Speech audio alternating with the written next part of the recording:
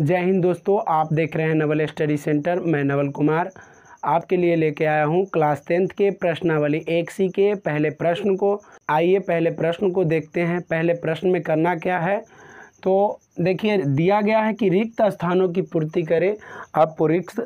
आपको खाली स्थान में परिमेय या अपरिमेय संख्या लिखना है, यानी दिया गया संख्या परिमेय है कि अपरिमेय है। तो सबसे पहले समझ लीजिए कि परिमेय संख्या कौन होगा। तो जिस संख्या को हम पी वाई क्यू के रूप में लिख सकते हैं, जहां क्यू नॉट इक्वल टू 0 और पी तथा क्यू एक पूर्णांक होगा। आप लिख सकते हैं कि परिमेय संख्या किसे कहते हैं। तो परिमेय संख्या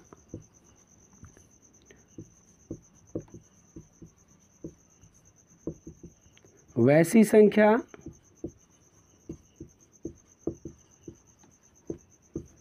जिसे पी बाई क्यू के रूप में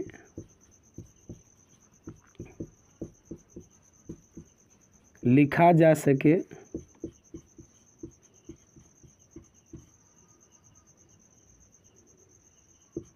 जहां पी तथा क्यू एक पूर्णांक होगा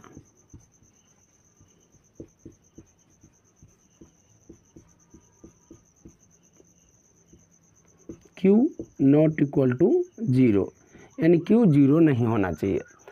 तो ऐसी संख्या जिसे पी बाई क्यू के रूप में लिखा जा सके, जहां पी तथा क्यू जो होगा एक पूर्णांक होगा और Q not equal to 0, Q का मान 0 नहीं होना चाहिए। अब देखिए क्या होना चाहिए, तो पी तथा क्यू एक पूर्णांक होना चाहिए। पूर्णांक कितने प्रकार के होते हैं, तो पूर्णांक 3 प्रकार के होते हैं। ये 3 प्रकार के पूर्णांक कौन कौन होते हैं, तो पहला होते हैं धन पूर्णांक, या इसको आप धनात्मक पूर्णांक कह सकते हैं।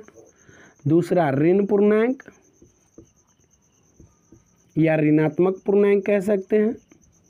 और तीसरा जो है शून्य पूर्णांक।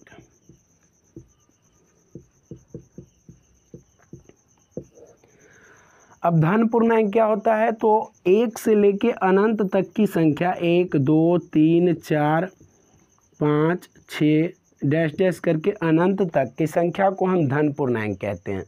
इसमें काउंटिंग के सारे नंबर आ जाएंगे 1 2 3 4 5, यानी लास्ट जहाँ तक आप जा सको वहाँ तक की संख्या को धन पूर्णांक कहते हैं।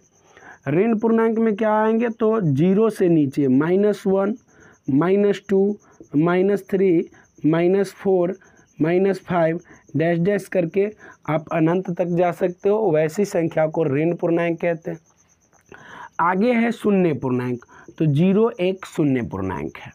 अब इसी के माध्यम से हमें इन प्रश्नों को सॉल्व करना है। अब आप बता सकते हो क्या √15 एक डैश संख्या है, तो इसमें देखिए ना तो धन में √15 आएगा, न ऋण पूर्णांक √15 है और न ही शून्य पूर्णांक है। तो हमने क्या बताया था कि परिमेय संख्या जो है वो पी वाई क्यू के रूप में होगा, जहाँ पी तथा क्यू जो होगा वो एक पूर्णांक होगा। तो √15 एक पूर्णांक नहीं है, तो ये अपरिमेय संख्या होगा। उसके बाद आगे भी आप देख सकते हैं √2/√3, ये भी अपरिमेय संख्या है।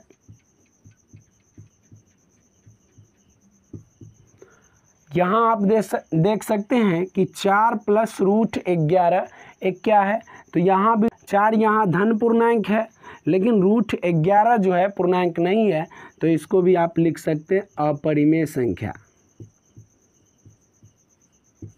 उसके आगे है 1/√5।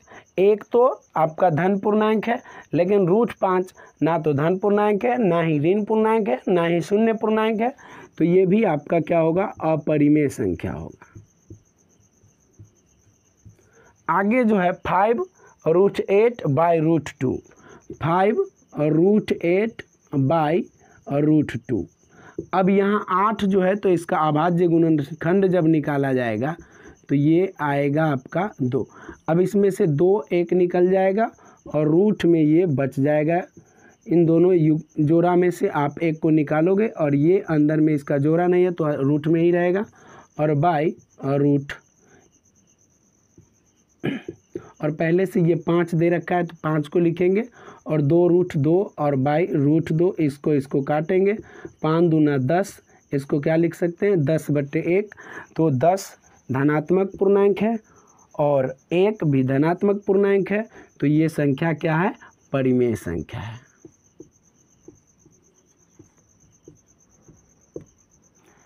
तो इस तरह हमारा पहला प्रश्न सॉल्व हो जाता है। आपको सिर्फ याद रखना है कि परिमेय संख्या वैसी संख्या जिसे p/q के रूप में लिखा जा सकता है, और जहां p तथा q एक पूर्णांक होगा और q का मान 0 नहीं होना चाहिए।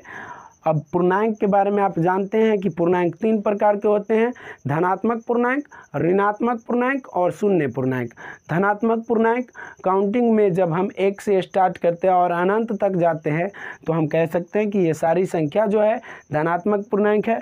ऋणात्मक पूर्णांक -1 से लेके अनंत तक की संख्या को हम ऋणात्मक पूर्णांक कहते हैं, जैसे -1, -2, -3, -4, -5, 6, 7 माइनस में आप ले जा सकते हैं।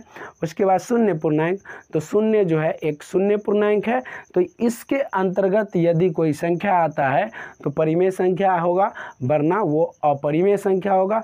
तो इस तरह हमारा पहला प्रश्न सॉल्व हो गया। यदि आपको वीडियो अच्छा लगा हो तो इस वीडियो को एक लाइक करें, साथ में चैनल को सब्सक्राइब करें और बेल आइकन को दबाना न भूलें।